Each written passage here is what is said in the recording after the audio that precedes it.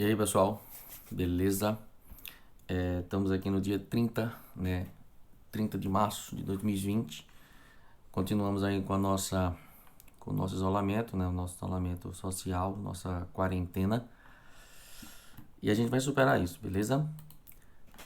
Hoje, galera, eu vou falar um pouco sobre zoologia, né? Vou falar um pouco sobre aquela parte inicial, né? Que a gente mostra um cladograma com 9 filos, né? Onde a gente vai falar um pouco sobre cada um dos filos, né? Algumas características. Posteriormente aqui no Instagram eu vou disponibilizar, né? Uma tabela bem interessante que coloca todos os 9 filos. Para os meus alunos que eu tenho as salas lá no Google Sala de Aula, tá? Eu vou estar disponibilizando e a galera que está chegando aí, né, pode colocar perguntas baseado no conteúdo que eu vou falar hoje, que é zoologia, né, dentro do nosso tempo. A gente vai tentando responder. Valeu aí, Theo. Tamo aí. Bom dia para você, bom dia para a galera que está entrando. E a gente vai tratar, tá, dos filos, né? O que que acontece? O Enem, ele normalmente ele traz zoologia e a zoologia ela tanto pode aparecer de forma isolada como também relacionada à ecologia, à evolução, a uma coisa que eu sempre digo, não tem como você, tá, estudar zoologia sem ter aqueles conceitos de embriologia que a gente fala, tá, em relação às aquela parte de quantos em relação ao número de folhetos, em relação à presença de boca ou ânus a partir do blastóporo, né, a presença ou não do celoma. Então é de suma importância, tá? Você tá visualizando essas estruturas embriológicas. Então você tem que ter o conceito da embriologia, tá, dentro dessa parte da zoologia. Não tem como você estudar uma coisa sem estudar a outra, beleza? Então a gente vai observar que, iniciando aqui o nosso cladograma, o primeiro conceito que a gente precisa ter na cabeça é exatamente o que é zoologia e por que a gente estuda o reino animal. Então nós vamos observar o seguinte: todas as vezes que você fala inicialmente de reino, a primeira coisa que a gente vai ter que destacar, né, foi os 5 reinos que nós temos em estudos, né, até hoje, que no caso é o Monera, o Protista, né, que é chamado hoje de Protoctista, o Fungi, o Animalia e o Plantae. No caso especificamente do Animalia, né, que vai ser o reino animal, nós vamos ter exatamente a questão relacionada a o que a gente chama atenção em relação à presença de seres pluricelulares, seres eucariontes, tá? E seres heterotróficos por ingestão.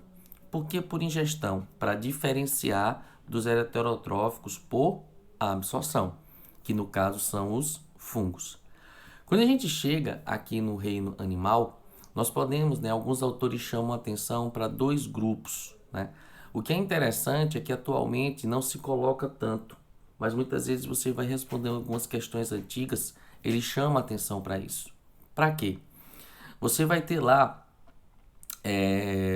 heterotrófico por absorção pluricelular sem formação de tecidos. Então aí você passa a ter agora um sub-reino chamado de Parazoa, que é o chamado sub-reino de um filo só, que é exatamente o filo dos poríferos. Já no caso, os outros 9 filos seriam heterotróficos pluricelulares com formação de tecidos e órgãos, que nesse caso vai ser o que? Será exatamente todos os outros quinidários, platelmintos, nematóides, moluscos e anelídeos, depois os artrópodes, os equinodermos e logo após vem os cordados.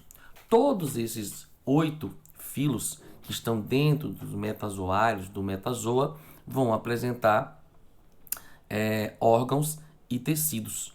Daí existe essa divisão entre um lado você ter o sub-reino Parazoa, aonde estão os poríferos, e o outro, os outros 8 filos onde estão no chamado Metazoa. Atualmente, muitas questões, né, trazem apenas essa relação dos metazoários, né? Então, quando você for estudar ou você for responder questões, ele geralmente coloca os animais dentro desses seres metazoários. Outra coisa que também a gente precisa chamar a atenção, povo, é o seguinte: quando a gente fala de porífero, o porífero ele vai ser o ser, né, o animal mais simples. São animais geralmente sésseis, são animais 100% filtradores que fazem digestão intracelular a partir especificamente de uma célula chamada de coanócito, tá? Que é uma célula que reveste internamente a cavidade, né, de um porífero. Se ele for um asco, que é o porífero mais simples, ele vai ter toda a sua cavidade interna, que é chamada de átrio ou espongiocele, revestido por essas células que tem ainda, de ter um flagelo, vão ter também um colarinho.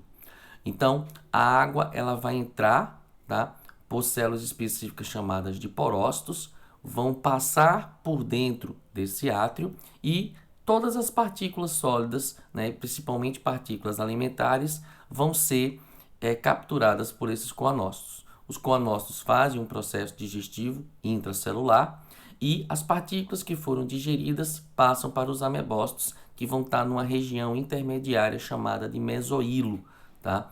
Seria uma região intermediária entre umas células externas, que são chamadas de pinacócitos, e as células internas, que são chamadas de coanócitos. Então, existe um espaço chamado de mesoílo, onde essas células chamadas de amebócitos vão se deslocar, distribuindo, né, comida, né, alimento para todo o porífero.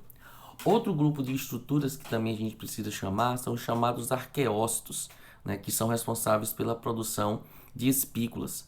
As espículas são filamentos, tá, que podem ser ter na sua origem calcário ou sílica, que vão formar o chamado esqueleto primitivo, né, do porífero.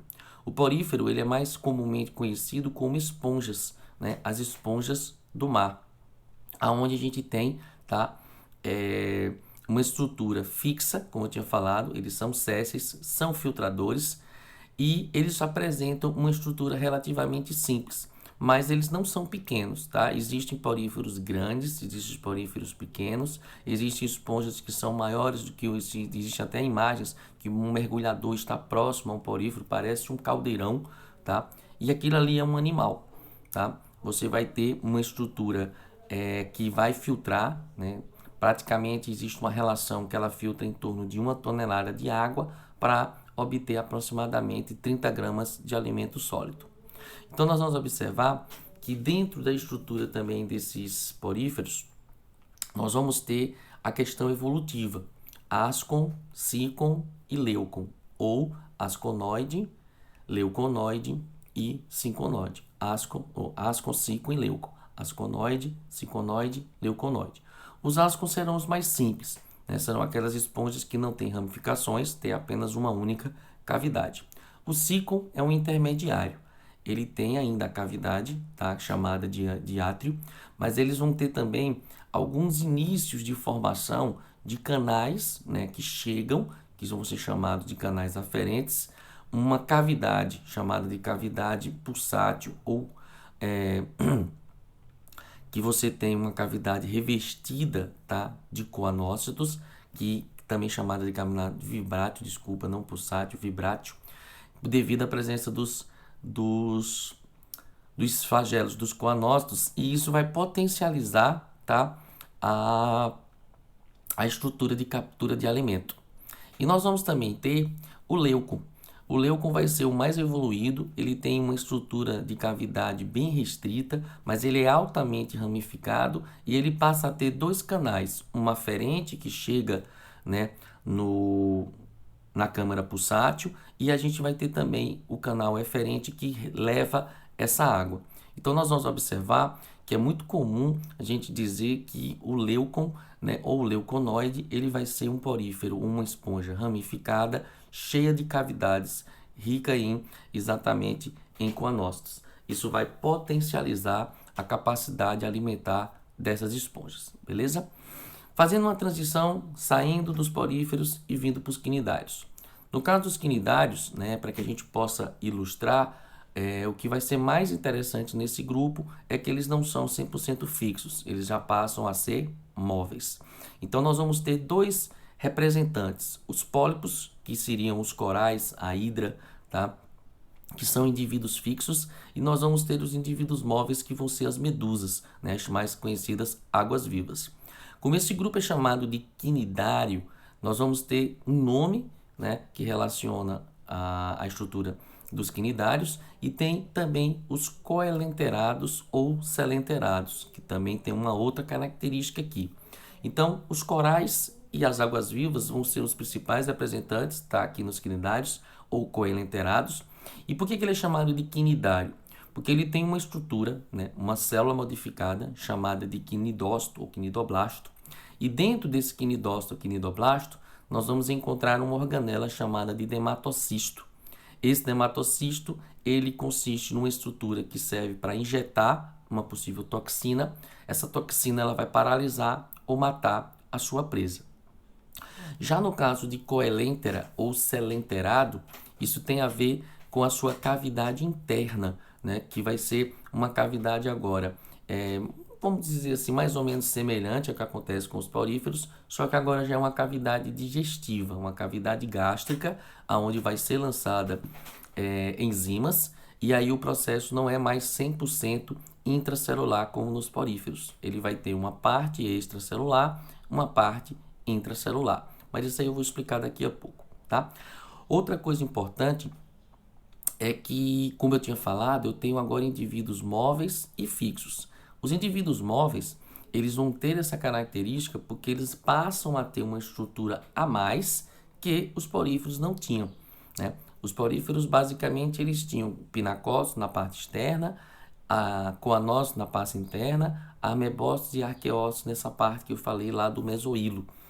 E os porócitos, que eu disse que é por onde entra a água. Mas eu não falo de tecido, não falo de órgão. Por isso que lá nos quinidários, ou aqui nos quinidários, eles já passam a ser chamados de metazoa, porque eles já passam a apresentar uma estrutura a mais, né? Eles já passam a ter uma estrutura que vai ser a presença de tecidos e órgãos. No caso aqui, a gente vai ter uma estrutura externa, tá? Que vai ser chamada de tecido mioepitelial, que você já tem uma característica de revestimento, tá? E uma estrutura muscular. Você já tem um sistema nervoso, coisa que lá no porífero você não tinha, tá? Então você já tem um sistema nervoso, mas ainda muito rudimentar, um sistema nervoso difuso, tá? E outra coisa importante é que você tem essa cavidade gástrica, então uma cavidade digestiva. Então, além de você ter uma estrutura que permite o movimento, você também tem uma estrutura que tem capacidade de sensibilidade e de coordenar esse movimento, você tem uma estrutura gástrica. E aqui a gente chama a atenção dentro dos quinidários para alguns grupos importantes, tá? A gente vai dividir isso em 4 grupos. Então, a gente vai ter o hidrozoa, a gente vai ter o cubozoa, a gente vai ter o sifozoa e a gente vai ter o antozoa.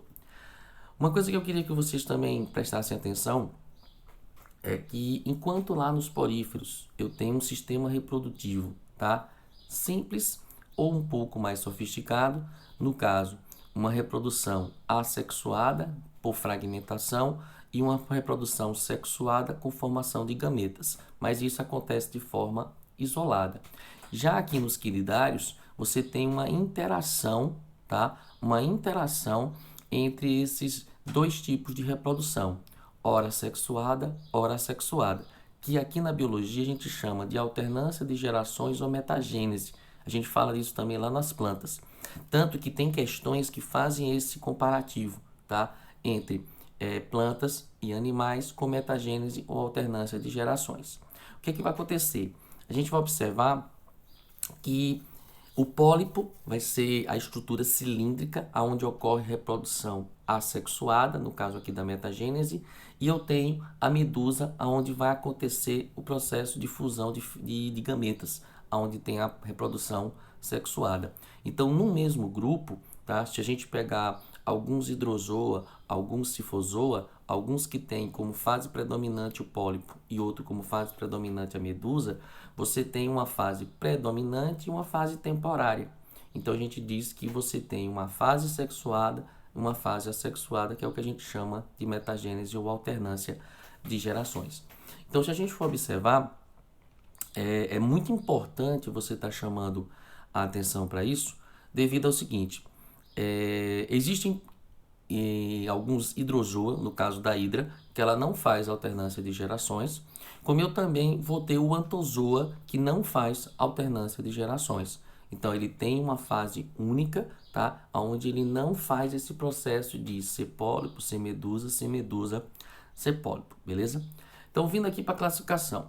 Dentro do hidrozoa, a gente vai ter o grupo mais simples, que no caso vai ser a hidra, né? A hidra ela é um representante bem interessante porque ela ocorre em água doce, tá?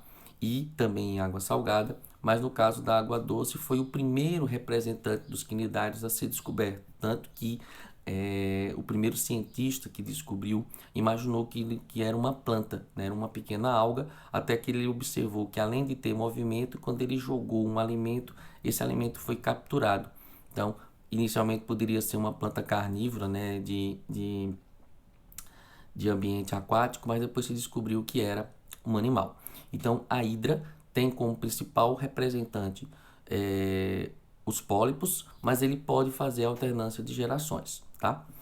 Já o sifozoa, ele faz o contrário. O sifozoa ele vai ter como estrutura predominante a medusa, né, a água-viva, mas que também poderá originar pólipo. Já no caso do cubozoa, existe apenas, né, uma medusa, geralmente em forma de cubo, tá? Ela não forma pólipo, ela não vai fazer alternância de gerações. E outra coisa importante, a gente vai observar que existem alguns quinidários que são letais. E aqui dentro do cubozoa, nós vamos ter uma medusa, na chamada de vespa do mar, que ela é letal, né? Se você entrar em contato com uma água-viva dessa, você poderá, né, receber a sua toxina. Essa toxina ela pode ser neurotóxica e ela pode causar a morte do indivíduo, tá? E por último, a gente tem os antozoa. Então, no caso do antozoa, nós vamos ter exatamente os corais, né? Os corais eles têm como característica, né, serem pólipos fixos, tá? Fixos mesmo, porque eles vão estruturar, né, uma espécie de um esqueleto, né, geralmente formado por carbonato de cálcio, né? Então ele tem uma estrutura de carbono com calcário e essa estrutura é o que vai dar, né, a beleza, né, dos recifes de corais. Tanto que a gente tem uma das maiores estruturas de recife de corais lá na Oceania, né, a Grande Barreira de Corais, composta por aproximadamente quase mais de 2.000 quilômetros de distância, né, uma estrutura enorme, né, é uma das estruturas que podem ser vistas, se eu não me engano, né, fora do nosso planeta, né, quem faz essas viagens ao redor até a própria Estação Internacional Espacial dá para ver, tá, essa barreira de corais. E uma coisa importante é que esse coral ele é de suma importância devido à característica de compor uma colônia, né, uma comunidade onde outros seres vão conseguir sobreviver dentro desse ambiente. Então ele vai servir como fixação para algas, alguns animais só conseguem sobreviver nesse ambiente, né, onde existem esses corais, e os corais eles têm um crescimento lento, tá? E uma coisa importante, falando como eu falei lá no início, né, em relação à ecologia, hoje a gente tem um processo chamado de branqueamento dos corais. Esse branqueamento dos corais ele tem como principal característica o aumento da temperatura da água. Lembrar que alguns desses corais, apesar de serem animais, eles apresentam algas no seu interior, são chamadas de zooxantelas, e essas zooxantelas elas estabelecem um processo de mutualismo com o coral. Com o aumento de temperatura, o coral sofre esse branqueamento porque a zooxantela morre. Então, quando ela morre, tá, acontece a morte também do coral. E aí o coral ele se torna branco. Existem áreas hoje, tá, no planeta onde você tem uma morte 100% desse coral, e quando um coral ele morre, geralmente é difícil, tá, ele conseguir voltar, ok? Continuando, tá? Os dois próximos grupos que eu vou falar, eles são chamados de indivíduos vermiformes. Então, eles estão ter corpo alongado, ora achatado, como é o caso do platelminto, ora cilíndrico, como é o caso dos nematodas ou nematelmintos. Diferenciando cada um dos grupos. No caso dos platelmintos, a gente vai ter um corpo alongado, achatado dorso ou ventralmente, e também a gente tem um sistema digestório ainda simples, tá? Que a gente pode chamar de sistema digestório incompleto ou ausente. No caso da tênia, né, ela não precisa ter um sistema digestório, principalmente porque ela já vai estar no local aonde ocorre o processo digestivo, já que a tênia vai ser um parasita, né, do nosso intestino, ou de parasita do intestino de alguns seres. E a gente vai observar também que é o seguinte: no caso dos platelmintos, a gente já tem um sistema nervoso já ganglionar, né? Lembrar que não tinha sistema nervoso nos poríferos, o sistema nervoso nos quinidários ele é difuso, ele é todo espalhado, e agora a gente já tem uma organização, tá, de sistema nervoso aqui nos platelmintos.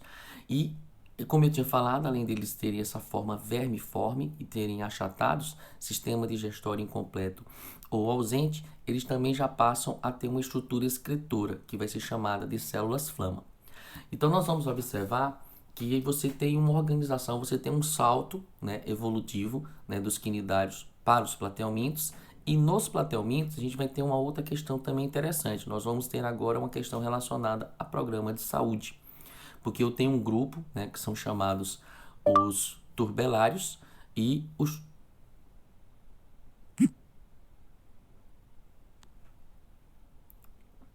no caso, desculpa aqui, o celular deu uma travadinha. Os turbelários, e os turbelários você vai ter um grupo chamado, né, de planária. E no caso das planárias, elas são representantes de vida livre, né? E aí, Turião, beleza? Valeu aí por estar participando aí. O Túlio, o colega nosso lá de Petrolina, professor de Química. Um abraço aí, meu irmão. Então a gente vai ter os turbelários, que vão ser o grupo das planárias. As planárias são de vida livre e as planárias elas têm uma característica massa, né? Que no caso elas têm uma reprodução assexuada, elas são praticamente, né, difíceis de se destruir, porque quando você corta cada pedaço dela, né, vira um novo indivíduo, beleza? E a gente vai observar que existem outros grupos, o chamado tremátoda, né, e o cestoda. Dentro do tremátoda, nós vamos ter uma doença, tá, que é a esquistossomose ou barriga d'água, que gera a ascite, que é o aumento, né, da barriga do indivíduo por um edema, que é relacionado principalmente à parte intestinal e fígado, e a gente vai ter o esquistossoma, né? Então a esquistossomose ela é uma doença, né, muito comum aqui no Brasil devido às nossas condições sanitárias, né, de acúmulo de água, de falta de condições sanitárias adequadas para de questão de esgoto e também das fezes. E nesse caso existe uma coisa interessante, né? Existem alguns locais aqui no Brasil que a esquistossomose ela é bem endêmica, né? Aquela coisa que acontece especificamente num determinado local por causa da presença de um caramujo. Então a gente vai lembrar que no caso da esquistossomose existe uma necessidade de um hospedeiro intermediário, que é onde estão as larvas, né? Só para falar rapidamente do ciclo, quando o indivíduo elimina as fezes, vem ovos. Desses ovos, em ambiente com água, sai uma larvinha chamada de miracídio. O miracídio, ele parasita o caramujo e se transforma em cercária. Essa cercária é o que a gente vai chamar de larva infectante do humano.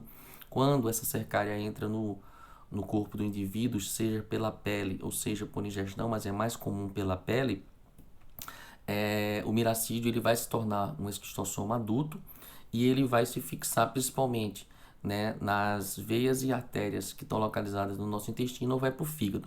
Daí ocorre formação de edema, aumento do volume geralmente da região abdominal. Daí se tem a ascite. E dentro ainda aqui dos platelmintos a gente tem o cestoda. Dentro do cestoda nós vamos ter, né, como principal representante a tênia, né, e dentro da tênia a gente vai ter a sólio e a saginata. Lembrar que a sólio ela é comum né, nos porcos e a saginata em bovinos. Vamos observar que existe uma diferençazinha básica entre elas, tá? Principalmente em relação a que doenças ela causa. No caso da sólio, ela pode gerar ateníase, que é exatamente a solitária que se desenvolve no intestino, mas ela também pode gerar a chamada neurocisticercose. Já no caso da saginata, que é a bovina, ela só gera ateníase, que é o desenvolvimento da solitária. A gente vai observar que a tênia ela tem uma característica porque ela também pode ser encontrada em alguns animais. Não me recordo o nome, né, específico da espécie, mas a gente já encontra tênias especificamente em ratos e também tênias em peixe. Daí muitas vezes a pessoa precisa tomar cuidado, né, no manusear o peixe. Se você vê alguma estrutura, né, diferente que você não conhece, o interessante é você desprezar aquilo ali ou você fazer tratamento térmico, né? É interessante você fazer o tratamento térmico, que é uma das características no caso principalmente da carne de porco que a gente faz. Geralmente a gente cozinha e posteriormente a gente assa, beleza? Dando continuidade aqui, a gente chega nos nematóides. Nos nematóides a gente vai ter um grande grupo, tá? Um grande grupo de parasitas do nosso corpo, parasitas que vão estar principalmente no nosso sistema digestório, como também no nosso sistema linfático. Então nós vamos ter um grande grupo partindo, né, desde do Ascaris umbricoides, que é a lombriga, passando por enteróbios vermiculares, que é exatamente o oxiuro, chegando, né, a um ancilostoma. E esse ancilostoma a gente vai observar que você tem o ancilostoma duodenale, tá? E você tem o ancilostoma brasiliensis. O duodenale específico humano, o brasiliensis específico de animais.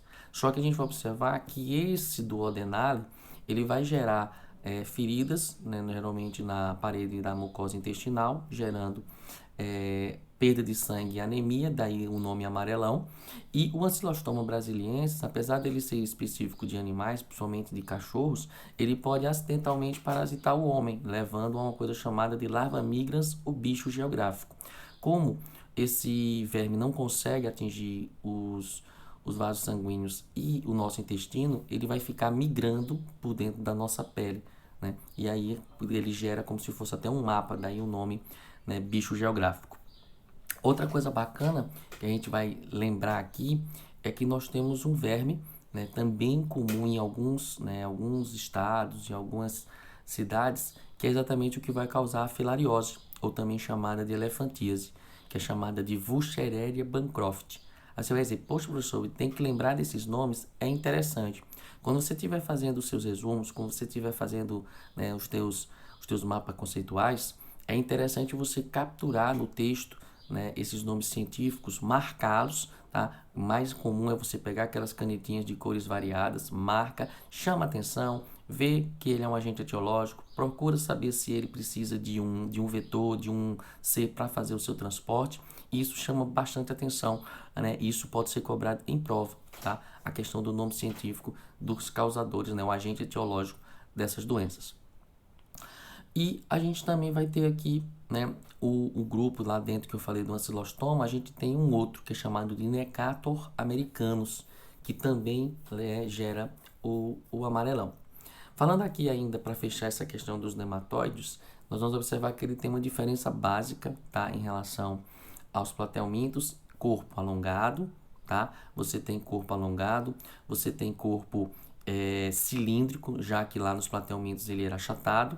E a gente vai ter também aqui um mecanismo interessante, que é sistema digestório completo. Obrigado aí, Vinícius. Obrigado aí pelas palavras, velho. Ex-aluno meu, tá? Um abração aí do curso de fisioterapia. Outra coisa interessante é que a gente também faz a presença de que lá nos platelmintos não existia celoma. Lembra que eu falei da questão embriológica? Então lá nos platelmintos não tem celoma, então a gente vai chamar esses seres de acelomados. E agora nos nematóides já existe um início de formação de cavidade interna, onde vai compor alguns órgãos e vai ser chamado de pseudocelomado, tá? Então é importante essas questões embriológicas, tá? Não esquece isso.